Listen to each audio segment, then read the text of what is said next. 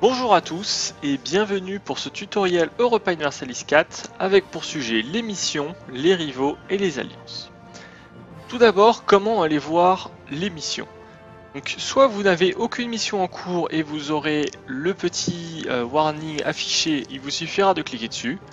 Si vous n'en avez pas actuellement, vous allez ouvrir sur le gros écusson et l'onglet Missions et décisions avec le raccourci 7. Ici, vous pouvez voir sur la partie haute les propositions de missions que vous sont données par le jeu. Donc chaque mission sera déterminée par plusieurs facteurs. Ça peut être simplement des trucs génériques, améliorer le prestige, agrandir l'armée, des choses génériques par rapport à votre pays. Ça peut aussi être par rapport à l'extérieur. Donc globalement, ça peut vous proposer des voies d'amélioration avec vos relations extérieures. Donc par exemple, nous sommes un pays catholique. Nous avons comme mission possible d'améliorer les relations avec l'État papal. Donc ça c'est une mission. Finalement, il y a aussi des missions historiques. Donc par exemple là, nous avons pris la Castille, nous avons comme mission historique de terminer la Reconquista. Donc certains pays en ont, certains pays n'en ont pas. Ça va vous amener un peu sur la direction classique du pays. Quand je dis classique, c'est historique plutôt. Donc vous allez plus ou moins refaire les objectifs que la nation avait accomplis par le passé dans l'histoire. Et encore, les dernières possibilités, c'est des actions contre les rivaux. Donc des missions, par exemple, vous avez choisi la France contre rival. Par exemple, il y aura des missions avoir une armée plus grande que la France, prendre une province à la France, avoir une flotte plus grande que la France. Bref, tout un lot de missions. Donc chaque mission a une petite description. Bon, c'est pas forcément utile.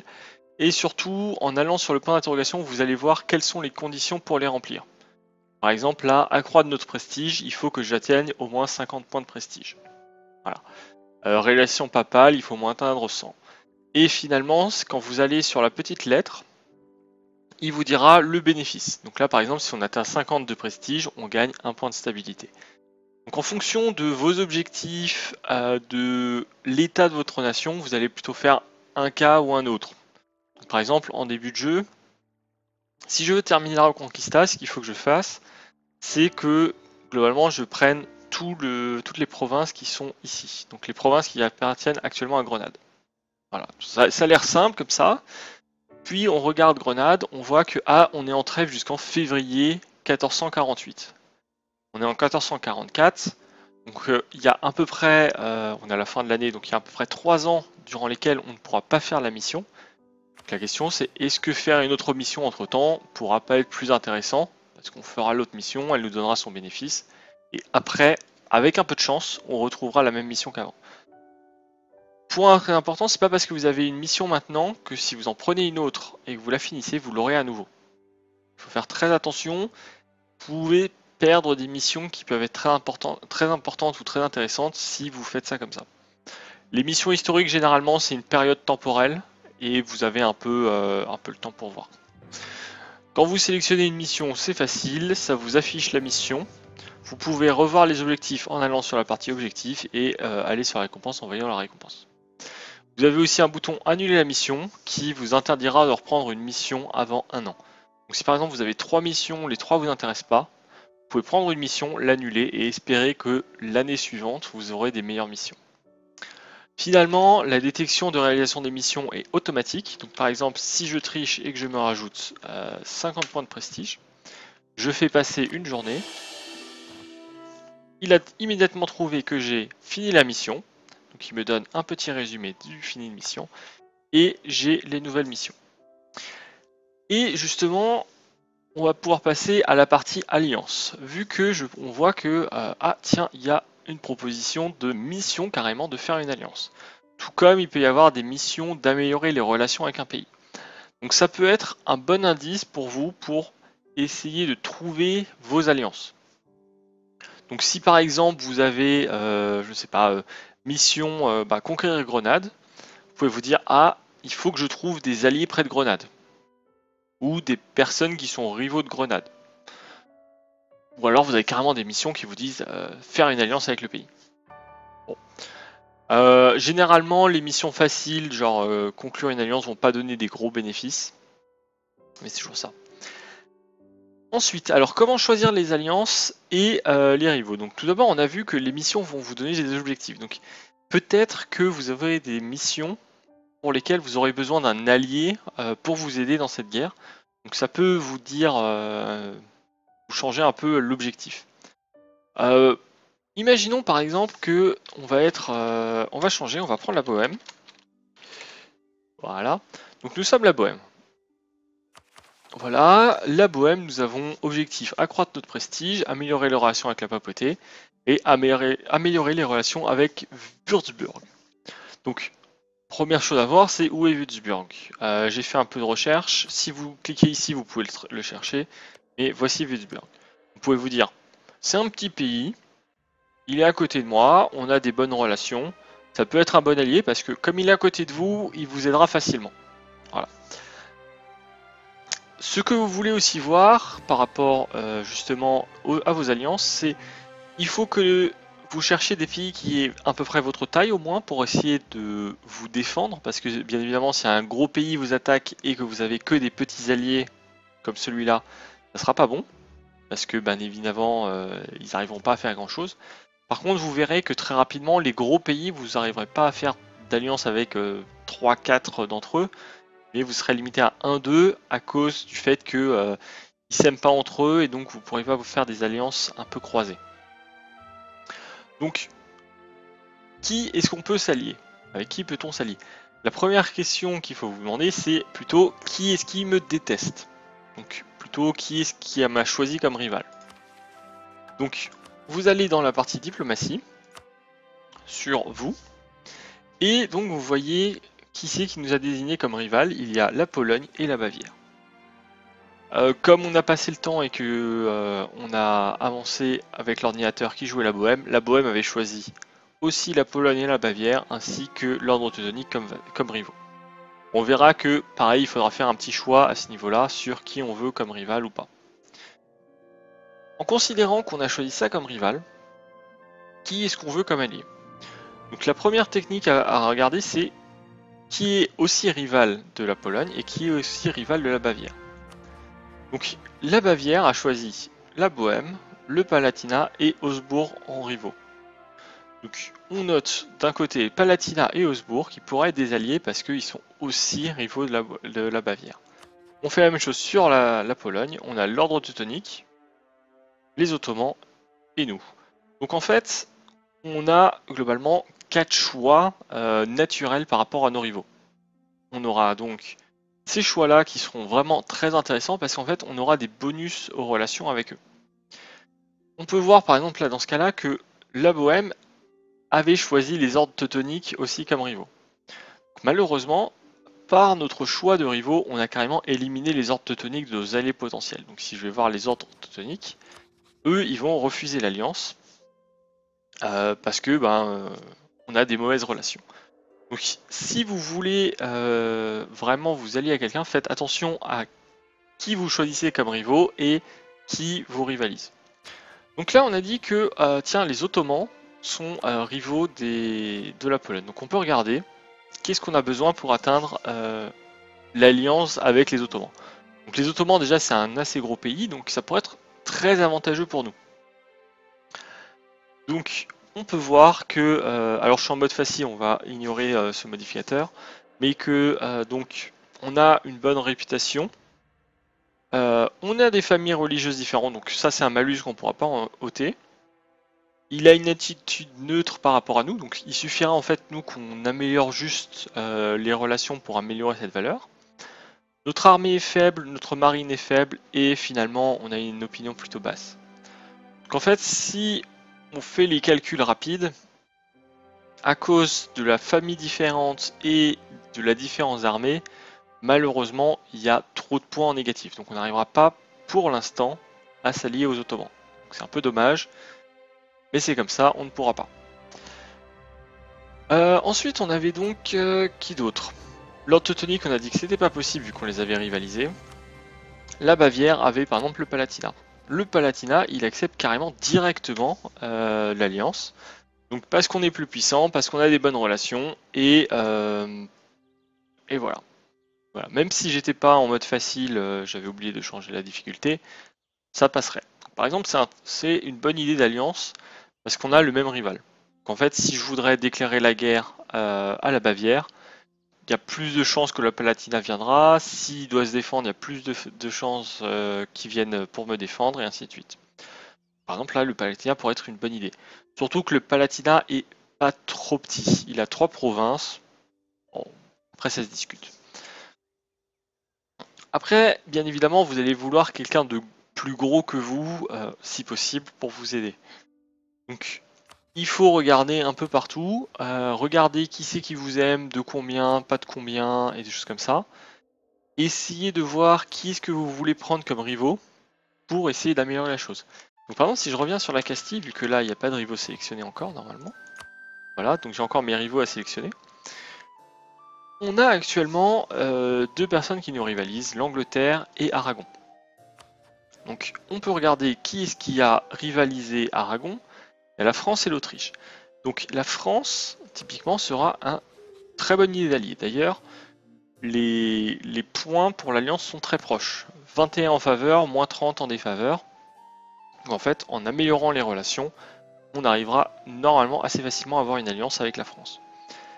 Donc si en plus on dit que, bah tiens, Aragon, c'est aussi nos rivaux, alors on n'aura pas un bonus immédiat, mais au fur et à mesure du temps, l'opinion de la France à notre égard va s'améliorer parce qu'on a choisi le même rival. Finalement, on va améliorer les relations pour essayer d'avoir cette alliance. La France étant plus puissante que nous, bien évidemment, il y a quelques malus, je pense, voilà, et on a moins 10 à cause de la différence de puissance d'armée. Mais à cause des relations, à cause du fait qu'on a choisi un même rival et des choses comme ça va monter et normalement ça sera suffisant.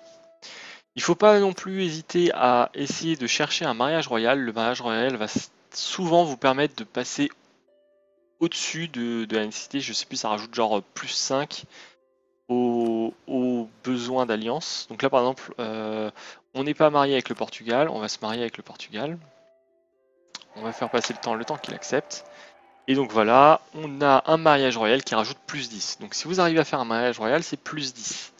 Qui est très intéressant et assez facile à faire. Généralement, vous arrivez plus facilement à faire un mariage royal qu'à faire une alliance. Ensuite, vous avez donc le choix de l'utilité des rivales pour essayer de trouver des meilleures alliances. Donc, par exemple, là, comme on a dit, on veut s'allier avec la France, donc on met Aragon, qui est rival de la France, en rival. Vous avez aussi le choix d'utiliser les rivaux pour vous faciliter la vie lors de vos guerres.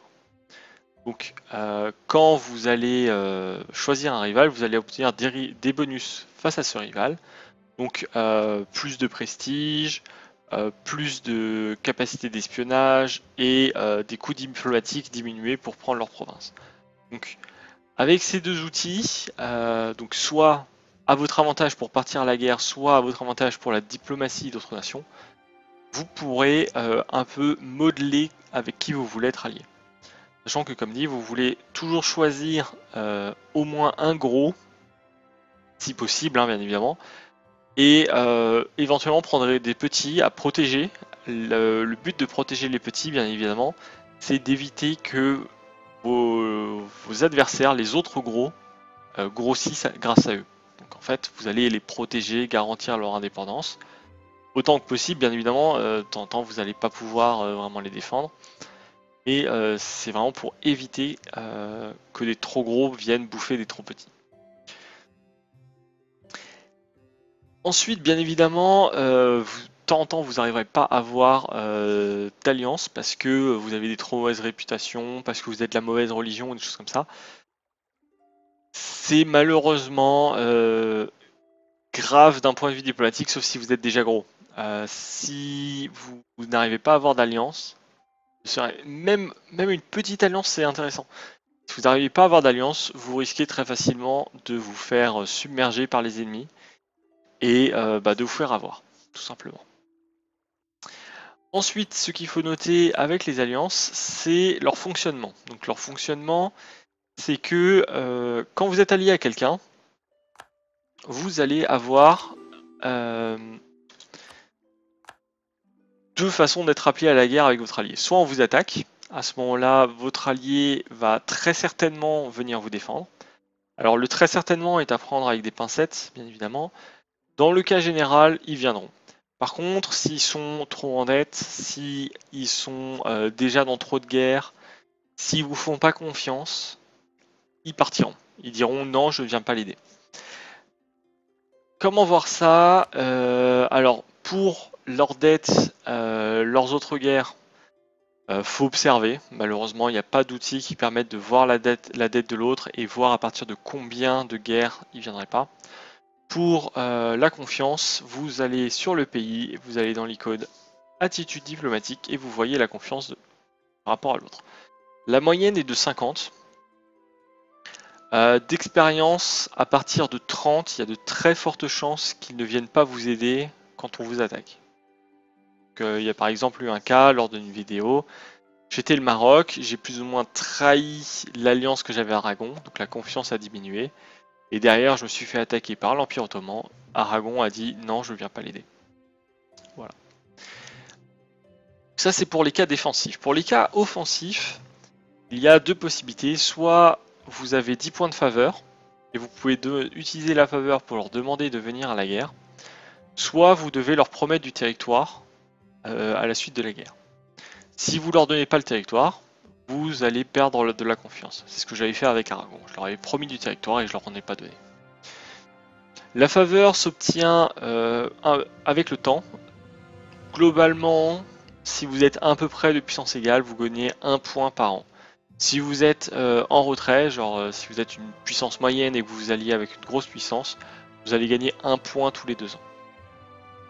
Donc faut faire très attention, faut pas déclencher des guerres, utiliser des points de faveur comme ça en les balançant si vous êtes sûr de gagner sans l'aide de votre allié.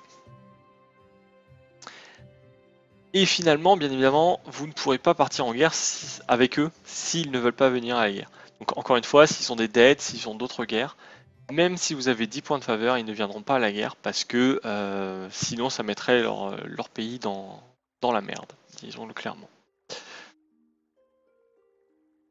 Et donc voilà, on a fait à peu près le tour des alliances et des rivaux. Bien évidemment, c'est très compliqué à vous dire qui choisir comme allié, qui choisir comme rivaux.